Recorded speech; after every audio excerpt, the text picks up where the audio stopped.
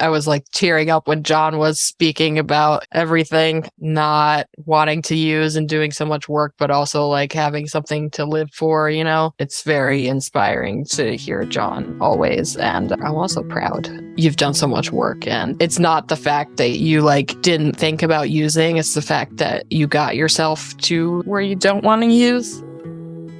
Hello and welcome to Recovery for Life. I'm Chris Howard, peer counselor at Indigo Recovery in New York City. Before we dive into today's topic, I'm going to virtually pass the mic and give everyone a few minutes to check in. And who would like to go first? Audrey, all right. I feel kind of on edge. I don't know why. Maybe it's because I drank espresso like an hour and a half ago. And I'm like, I just need to talk. Oh, I also like didn't really sleep last night, so I'm kind of delirious, which is fun sometimes for me. Just like, woo, gets rid of the anxiety a little bit.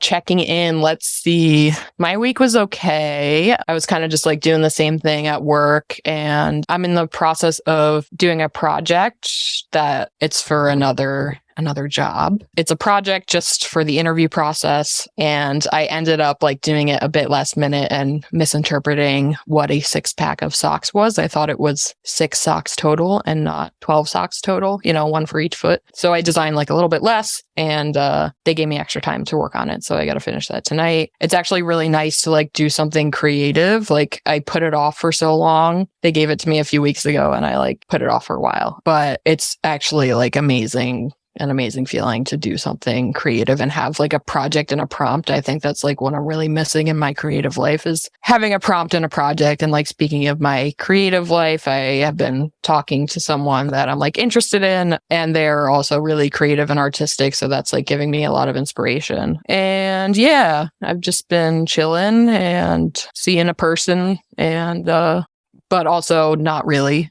like not dating. And, I don't know. I have mixed feelings, but I could go on. So I'll stop now. Okay. Seeing but not dating. That's okay. Let's see. Boy, girl. John, it's your turn. Yeah, hi. My name is John. I've been with Midtown Health and Wellness now for almost 4 years. Been sober now for over 2 years.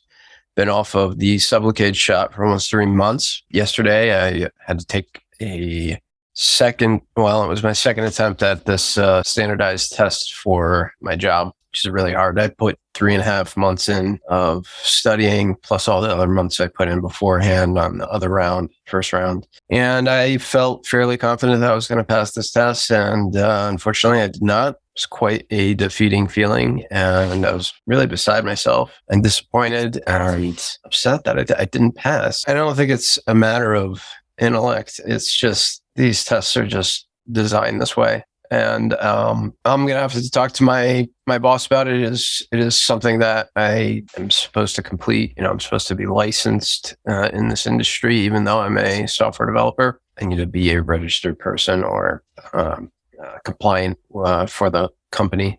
So yeah, I'll have to figure out, you know, that conversation. We'll see how that conversation goes with my boss on Monday, but not really looking forward to it. But you know, whatever comes of it, comes of it. And play by ear. Other than that, I'm doing well. Yeah, I'm just doing really good. Just coming off the shot wise, not really experienced any withdrawals, if you will. I mean, I have had some things come back to me, like my emotions and experience to feel and process things in the present. Just consciously be aware of what's going on around me and kind of just take things in moment by moment. And it's really nice. It hasn't been like an overwhelming flow of emotions. So yeah, it's been really well. You know, some days like, you know, I have had my sleep affected a little bit by it. You suffer from severe PTSD, and prior to getting on the shot, would have night terrors every now and again. And for the past 2 years, I maybe even more, I haven't had them. And then all of a sudden they just came rushing back. And today I went to the pharmacy to pick up a medication that will hopefully help with it. The pharmacist was nice enough. So I picked it up yesterday, actually. And I said to him, my doctor wanted me to get my blood pressure taken. Do you have a blood pressure device that I can get my blood pressure on here? And he's like, yeah, you could buy one for $120. I was like, yeah, no, I don't think I'm going to do that for a 7-day trial. So he called me this morning, the head pharmacist. He said, hey, I spoke with our regional manager. He said that we can use one of the CVS brand blood pressure devices. If you want to come in, we can take it. And I went in there and I got it taken today, and it was pretty much perfect. It was like 119 over 89 or something. So yeah, I sent that to the doctor, and hopefully it's good enough for me to take this medication and help with the night terrors that I've been experiencing, because that has been really affecting like my just overall well-being and my wife, just my sleep in general. So I'd like to get that sorted out sooner than later. But yeah, trying to take it in strides and do my best. That's all I can do. So, it's really nice that they kind of went out of their way to help you out at the pharmacy. I mean, it's fairly unusual. Yeah, I was quite surprised. I was like, wow, cool, thank you. Like, I was super grateful. And I don't know, the head pharmacist there, I don't know, he's just a really nice person, and I guess he felt for me and went out of his way to make a call for me. I thought that was really cool. Yeah, me too. That's a good segue into what Amy was talking about earlier, which is just the opposite, I think. So you're up, Amy. Hey, everybody. I'm Amy. And, I've been clean 9 years and some change. I'll just say 10 at this point.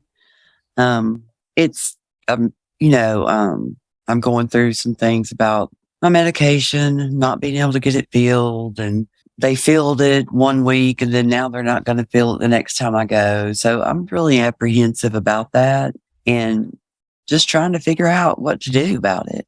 I just don't know what to do. I'm just at a point where I'm just like, and then this psychiatrist sees me one time and it's like, well, we need to get you off this medication that I've been taking for 20 years.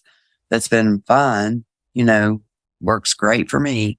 And let's put you on these 3 other medications that, might make you sleepy or feel a little zombie-ish, but, at least you'll be off that one medication. So I'm just really and that and the legal issue, which is okay for now. I got a lawyer. So that's good. So I'm going to call Monday and get that ball rolling. And, everything else is going quite good in my life. It's just trying to be in recovery. It's like I'm fighting some battle to try to remain sober. That part shouldn't be a battle. It's difficult enough to be in recovery without having to fight for medications and have others tell us how we feel, which I've been through that too. And it's just ridiculous, for someone else to say here, I don't know. I'm not a psychiatrist. I can't listen. I'm not a doctor, not a psychiatrist, but been on the receiving end of that too. And it's like, I don't get it. But anyway, so, I'm okay. My week has been okay. I have some decisions I'm making that are interesting and some family stuff going on. Trying to keep my daughter afloat, which is not so easy. So she'll always be my daughter. She's 25. She's got 2 kids. And she's always a challenge. So going through some stuff there this week. And also some life decisions that I have to make.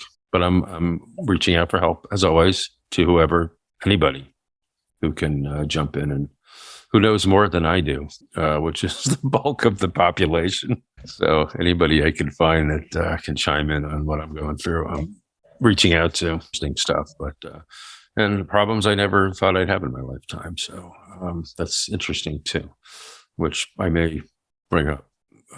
But anyway, or probably will, because this is the place to be honest, right? Anyway, I will. But in the meantime, so we were thinking, speaking of all of this, about a theme of, doing whatever it takes to stay sober.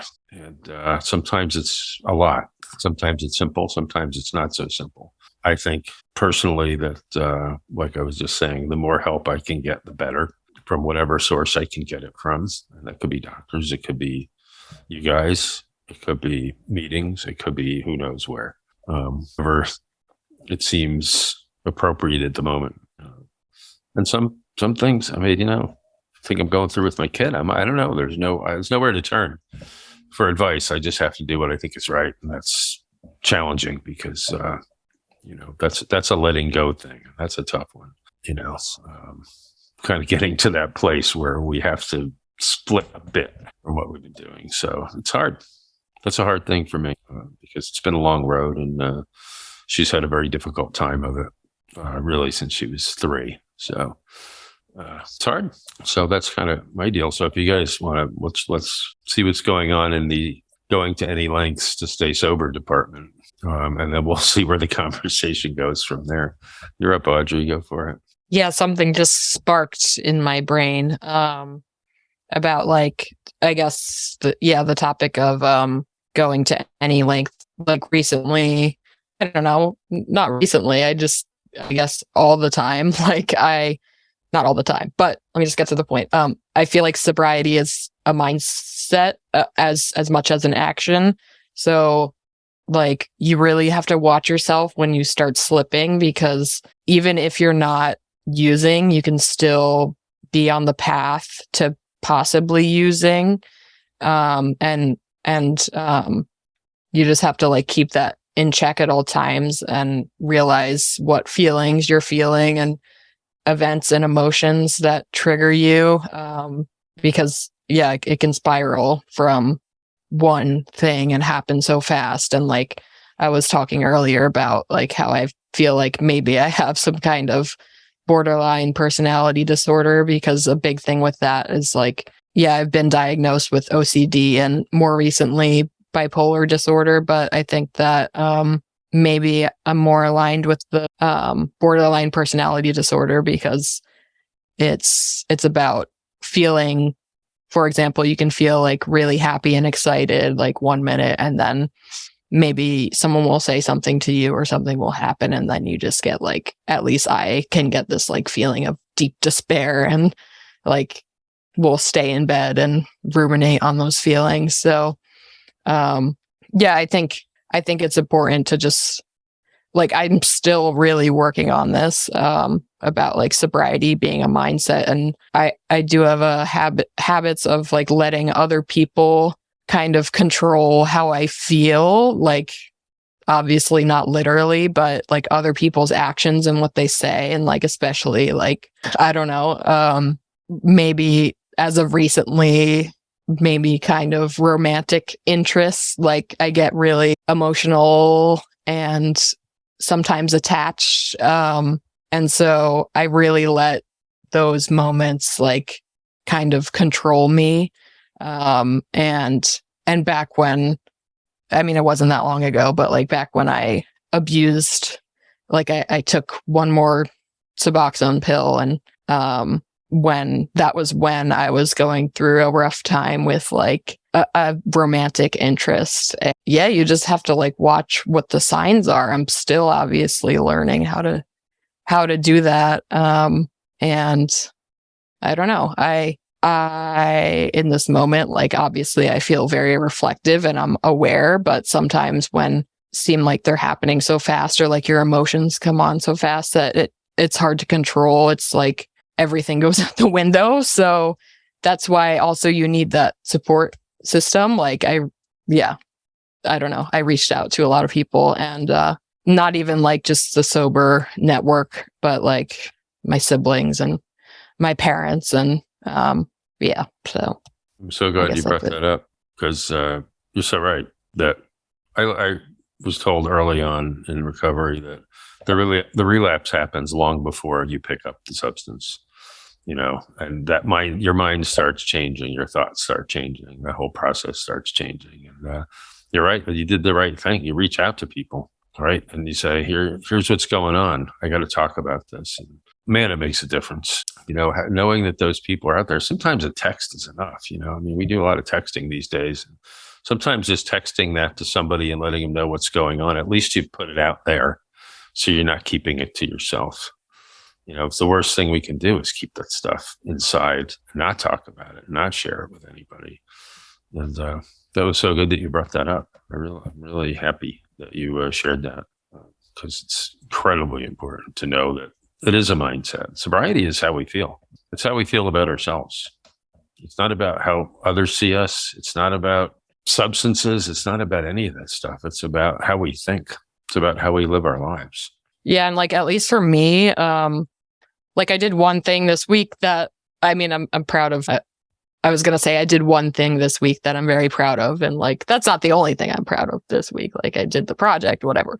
But I forced myself to get up in the morning, and my mom really helps with this too. She like screams upstairs and she's like, Audrey, are you going to go to this class? It's like a training class, like rowing and like on a rowing machine that my aunt is like a personal trainer. So she teaches this class, and I'm proud of myself for like going to that class a few times, even though I just want to be perfect and exercise every day and I'm not doing it. But like, I realized that I just have to like go on the impulse of things that'll make me feel better. Like I can't ruminate about it and be like, okay, what is the best decision to make for me? Because then things will never happen. Like I have the tendency to put things off and not make positive changes in my life. So, or like feel like I'm not.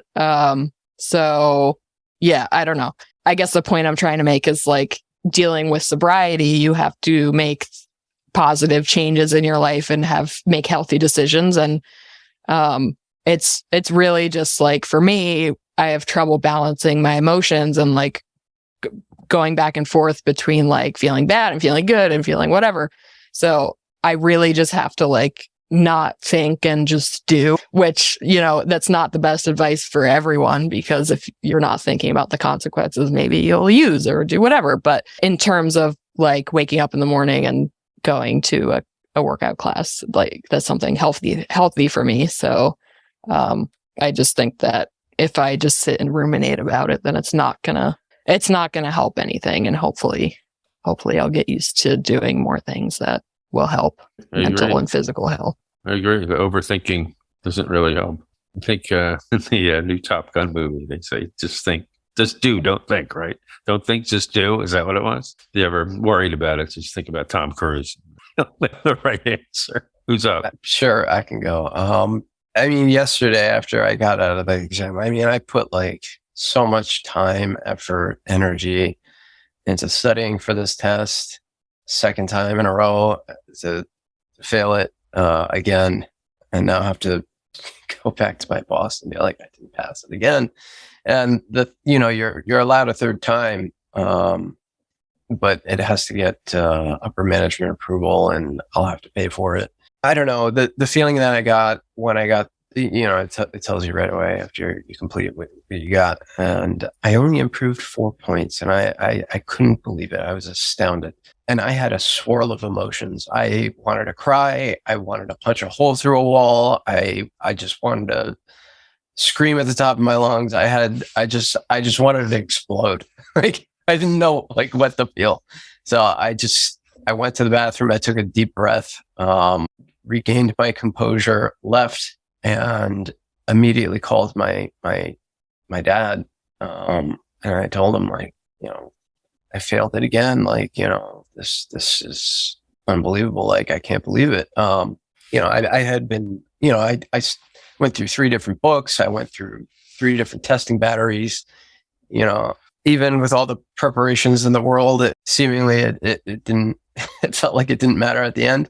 But like I said before, I guess these tests are designed to, they're designed to be hard, and challenging. And, I don't know. I think about it, like this, like I did my best. I did everything I could. And as long as I'm going to be completely honest and upfront with my manager, what will happen is what will happen, and I'll go from there. Yesterday I was kind of, I don't know. I spoke with you, Chris, about it, I was pretty upset, to say the least. And I don't know, after, talking to a few people and just getting it out, I felt a lot better, about the situation. And, and I thought about this, I've been through so many worse things in my life that, failing a test, as important as it is to my job, in the grand scheme of things, it really is something I can deal with, and I will deal with it. And, it's going to come down to, I can sit here and have all the fears in the world, like, oh my gosh, I'm going to lose my job. Oh my gosh, what's going to happen? Blah, blah, blah, blah. Am I going to pass it again? All these thoughts, can go through my head, and I can let that drive me crazy, but I'm not going to let it, and I was actually surprised, just after you spoke, Audrey. I was thinking about it, what you had said, and I didn't even think about using or relapsing or anything, which I think is a reflection of all the work that I had put into my sobriety and recovery over the past 2.5 years. I think it's a reflection on that, and all the support that I have, and knowing that I have a lot to lose if I were to go back, there was always that fear of, that lingers in the back of my head, that like, if I do go out and use, that could be the last day I am on this planet. And I don't want that to be the case. And I'm going to do everything in my power that, whatever I can do to stay sober today, I'm going to do it. And fortunately, with the help of these groups, these podcasts, the good people at Midtown Health and Wellness, everybody in my support system, my family, my wife, without all these things, having those things makes it easier, but like, just being able to know that, like, I don't have to like, use to escape, that dreadful feeling I had yesterday. Like, I didn't even cross my mind till now. Like, I could have went out and used and relapsed. That would have been a perfect excuse for me to do so. When I would be back in my active addiction state, right? Like, that would have been the perfect excuse for me to do it, but didn't even cross my mind. All I could think was like, man, what? Like, why? Like, I put so much effort into this, but I did learn a lot. I did my best, and that's all anyone can ever do. And that's what I did. And, I think just being myself, or accepting who I am, which has been a very challenging thing to do. Just accepting for me, me for who I am. And I think that's been helpful. Being able to feel proud of myself, and despite failing, I am proud that I put in all that. Like, I studied day and, any chance I could. I do work during the day. So like, I would study at night and on the weekends.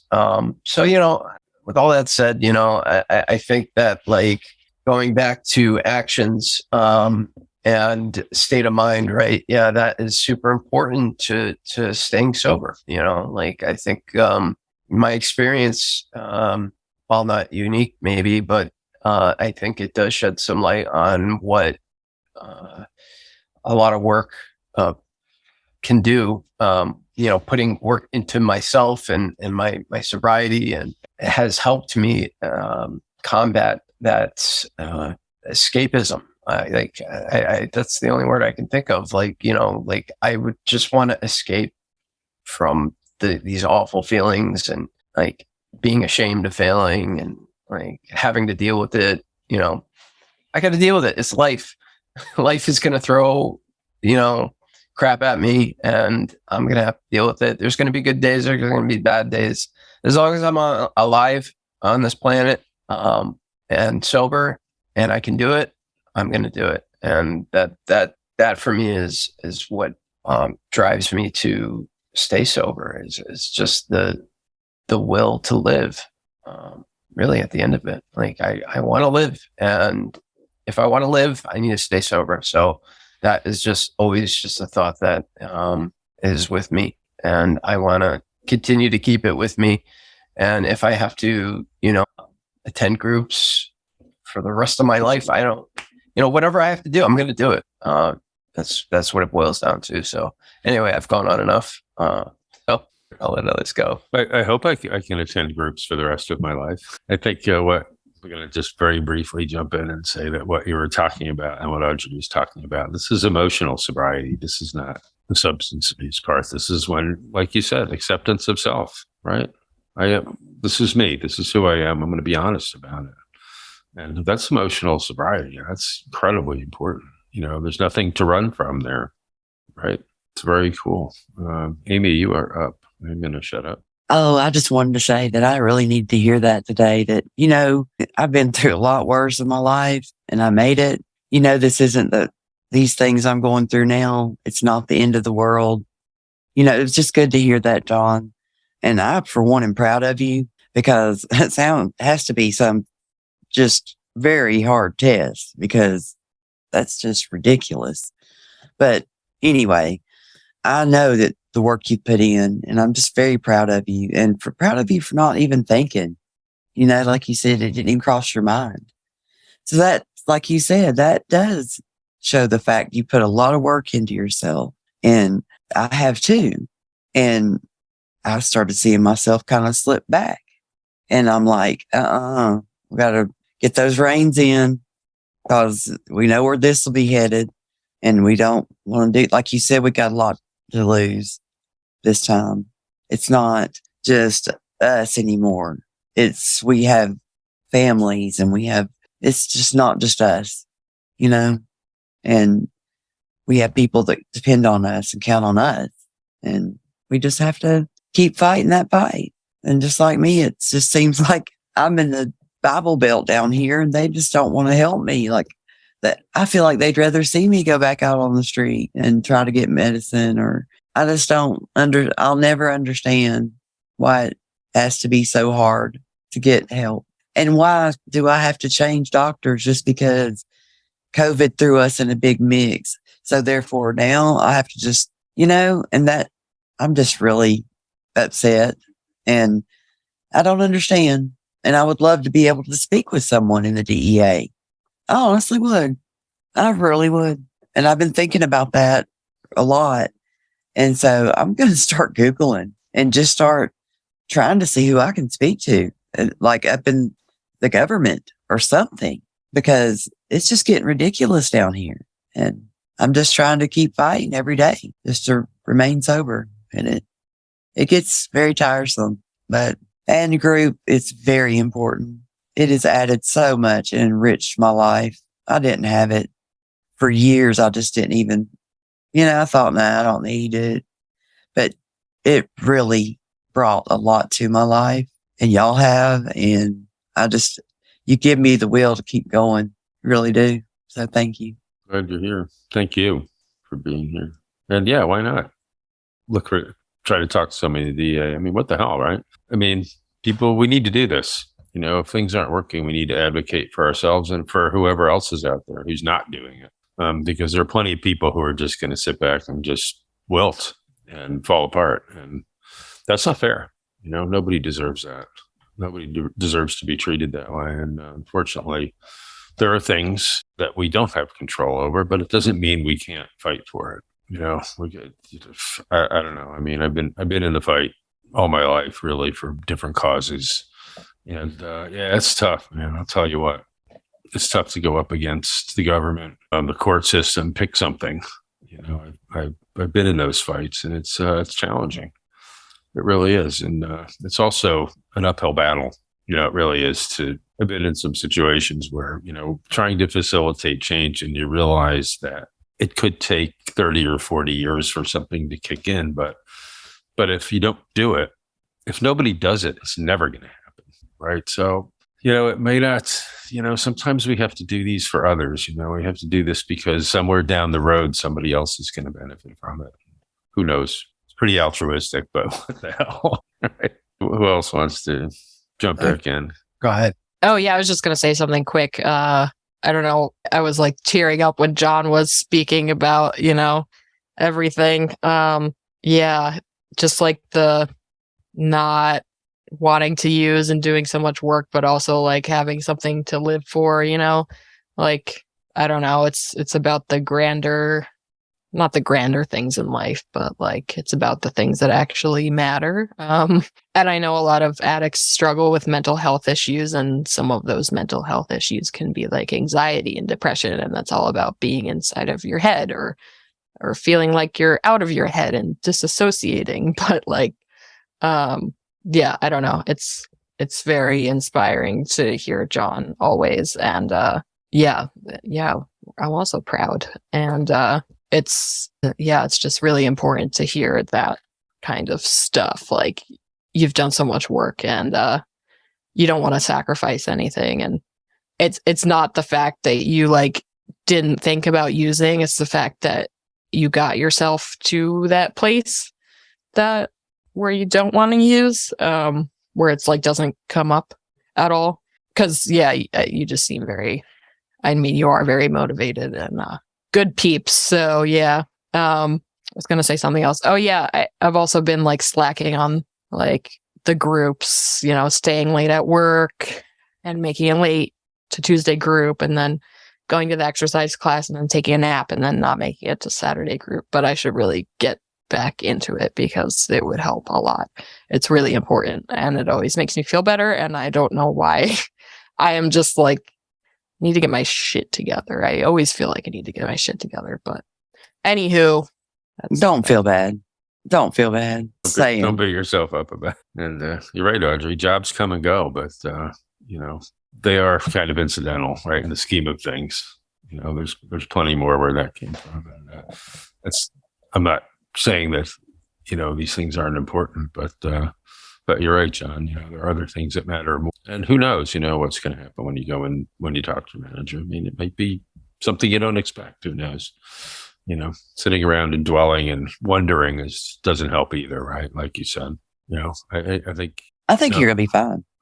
Well, I know he's good. Yeah, I mean, thank you all. I really appreciate the kind words. It means a lot to me. It does.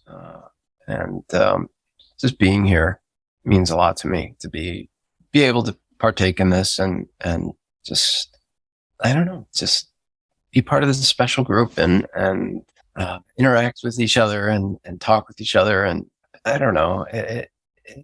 Groups back in my, I mean, 4 or 5 years ago, I looked at them as like a burden or a inconvenience or something that I didn't think I had to do. And now I know how integral they are to my recovery, right? It's another tool in my tool belt. And if I don't use it, then you lose it, right? Like, so I don't want to lose it. I want to continue down this path. It feels right to me. And I just know that no matter what life brings, whatever it throws at me, I'll manage to get through it. Like I said before, I went through some really bad stuff. And in comparison, it's really, a drop in the bucket compared to all the other things. And, like I said, life is the most important thing to me, and staying alive and sober is what I want to do and what I need to do. And, being honest with myself and everybody around me. The moment I lie, I I'm not going to say I'm perfect, but like, there's like certain types of lies that you tell. Like there's lies like, yeah, I'm doing okay today. And then there's like blatant lies, like where like you may say like to somebody like, oh yeah, I passed that test. Don't worry about it. Like, that, and those things to me, like if I'm going to go to my boss and tell him, I failed the test, I'm going to tell him exactly, what I did, how I did it, like, like everything that I did to leading up to the test to not prove my case or come up with excuses, but, voice what I put into it. I put a lot of time and energy into studying for this thing, and I took it very seriously. And I want that to come across to my manager when I discuss it with him. So I hope it does, but I'm not going to be lying about anything, relative to that. It just doesn't make sense to do that. But the most important thing to me is being true to myself. If I'm not true to who I am, then I'm never going to be able to be honest with anybody else. So like if I'm going to sit here and beat myself up over it, like, oh, you're so stupid, you failed, you studied all that time and like you couldn't even pass it. That's just a recipe for disaster. And that's not who I am anymore. Maybe, a few years ago, whatever it was ago, when I was in active use, maybe that was me, but not anymore. I've changed. And I have a lot of people in my life that love me and I love them back. And I want that. I just want, despite the bad things that occur, I just want to continue to at least do my best to make good memories. Like, because I've had so many bad ones in the past that all I want to do is create good ones going forward. And that's really all it is. I mean, for me, like, sobriety is like just trying to navigate life sober and, being honest with myself, being able to take in whatever I'm feeling and express that in some way, whether it's talking with somebody or talking myself down or using some kind of coping skill. I'm going to do whatever it takes to stay sober because I've been on the verge of death. I've seen the light. Like I almost went through the light, it's not a laughing matter, but like, I mean, seriously, like my life's on the line.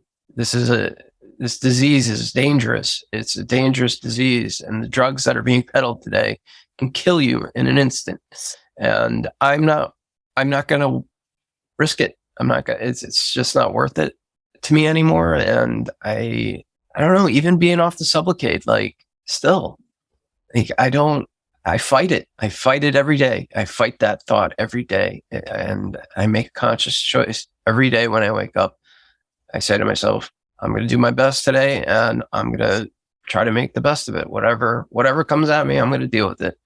And, easier said than done on some days, but luckily I got a great support system that is here to help me. As long as Amy lost her internet connection, she may be back. Yeah, man, as long as we're sober, we can face these things, right? I mean, it doesn't, using doesn't change it. It doesn't help. And you're right. It only takes one time.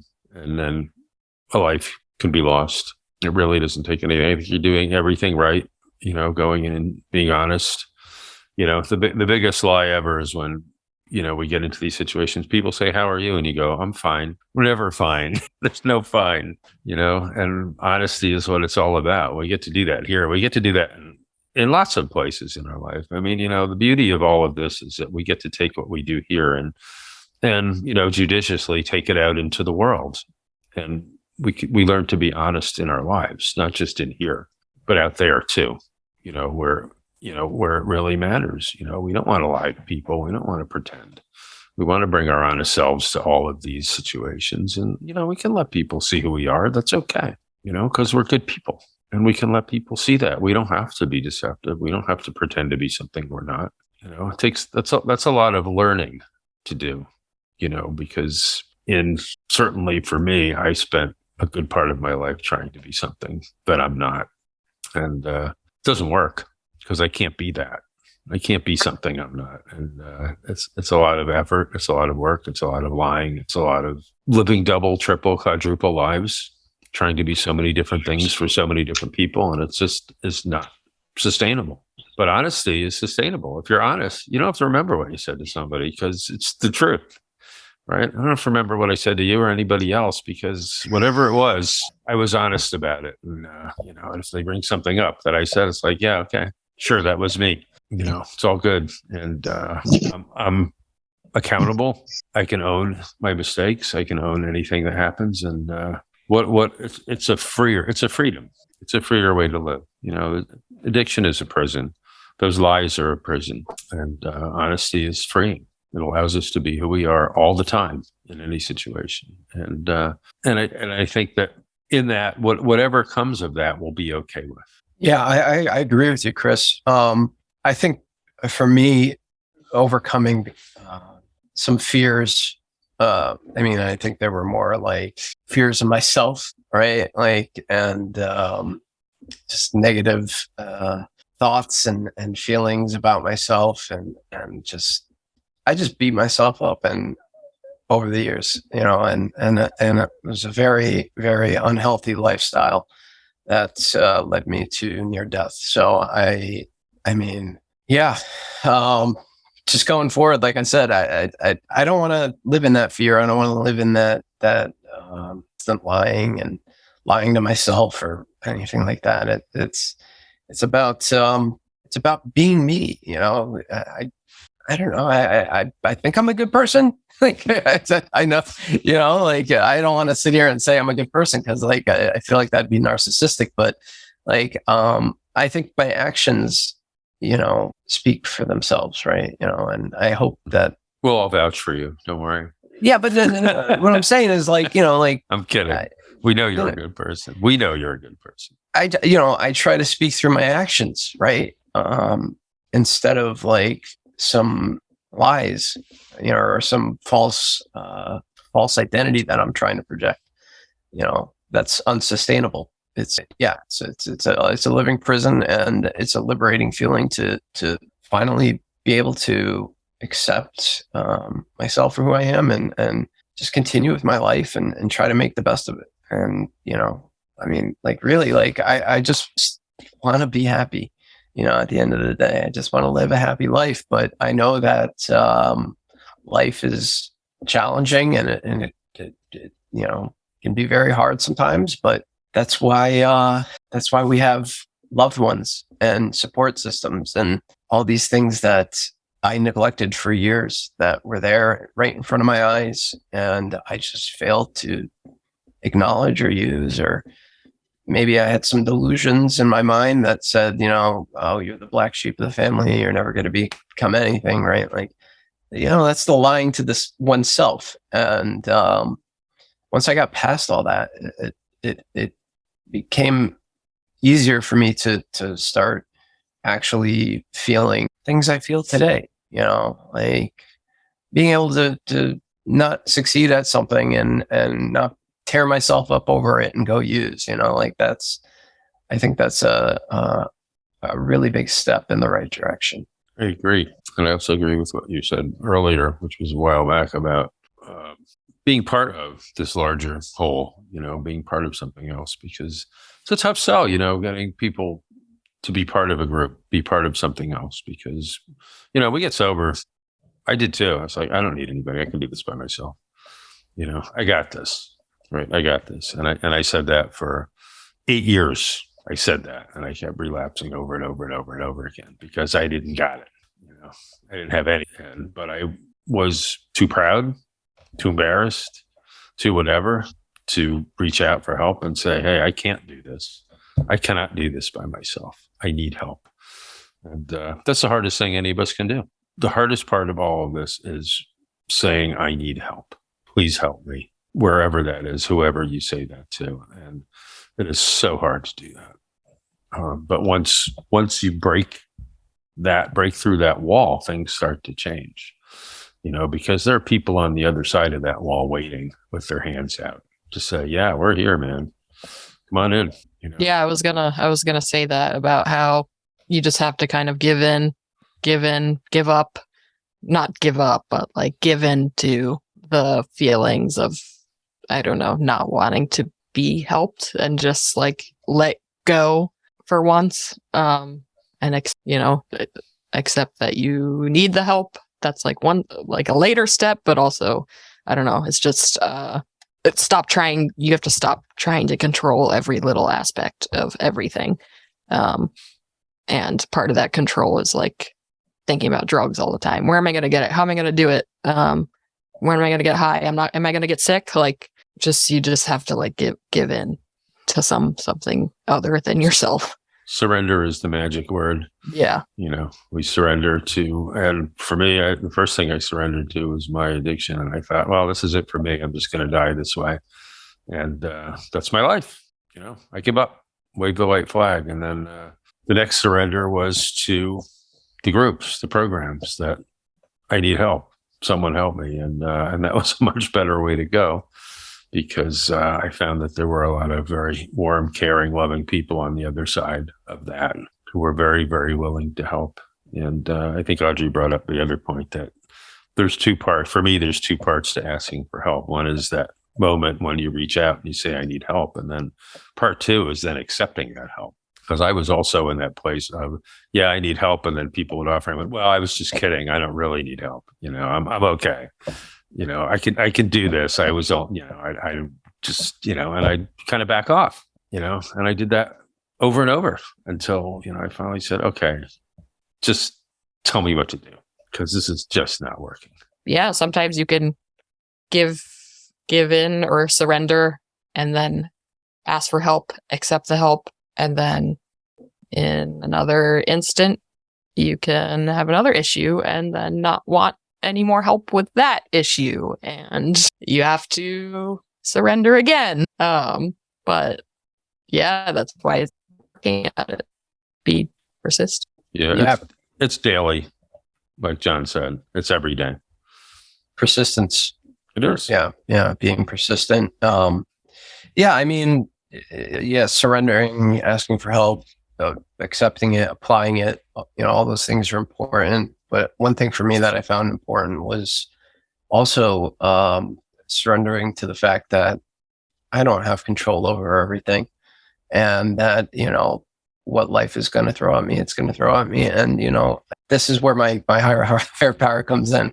I know it's different for everybody, but I do believe in God. And when I was when I had my near-death experience, the message that was conveyed to me as I was approaching the light was, now is not your time. Your purpose on earth has not been fulfilled, or along those lines. And, that to me, was a sign of a higher power telling me that, you're not done yet.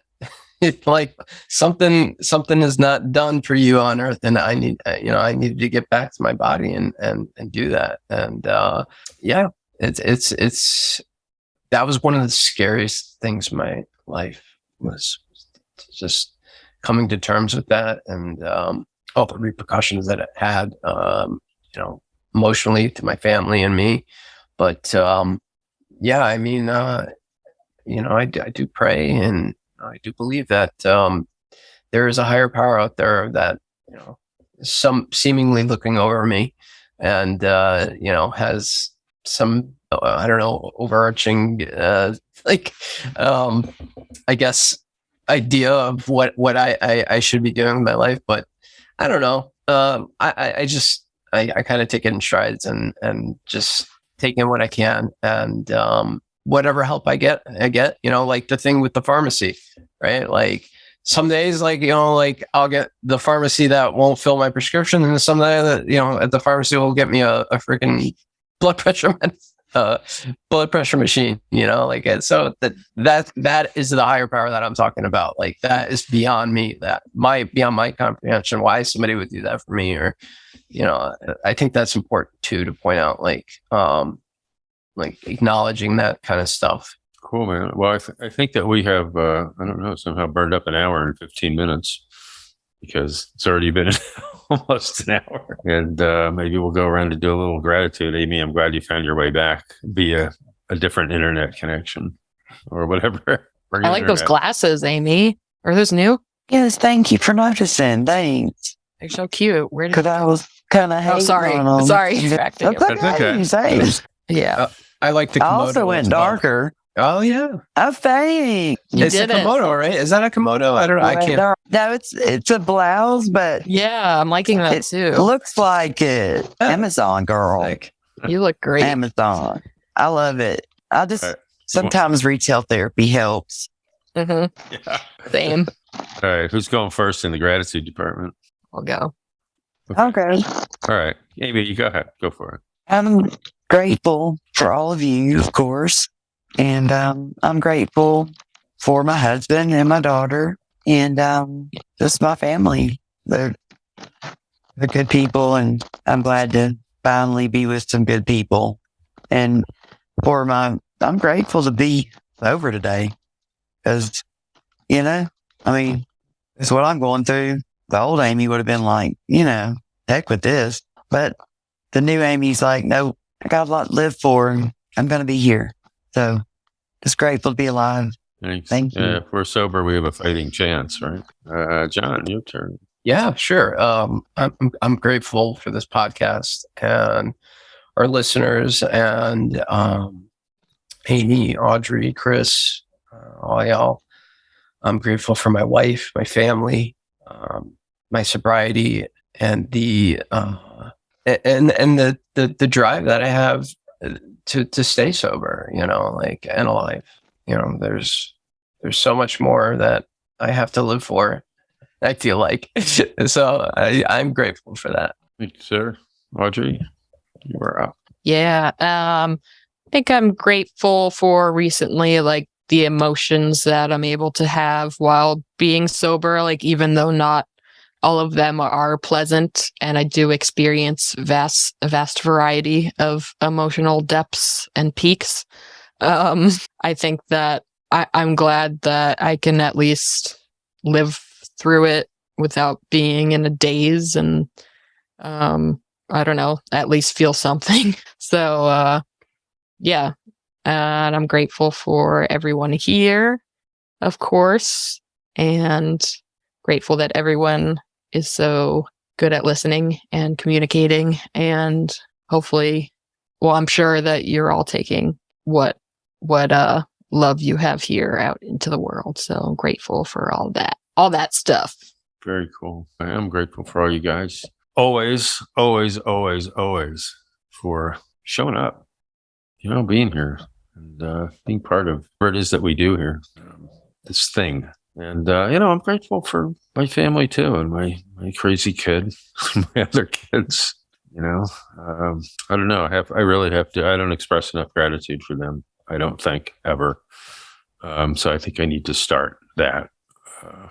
It's important to me. And I think I need to remember what really is important, you guys, and my family, which I don't talk enough about, and I think is going to be more part of the conversation. So you'll hear about it. Don't you worry. Anyway, thanks again for, man, you guys are amazing. And thanks to our listeners. We're out there somewhere. And if anyone out there has any thoughts they'd like to share, please send a note through one of the available channels. We would love to hear from you. And thanks again, guys. And we'll do it again in a couple of weeks. Sounds good. Thank See you. Soon.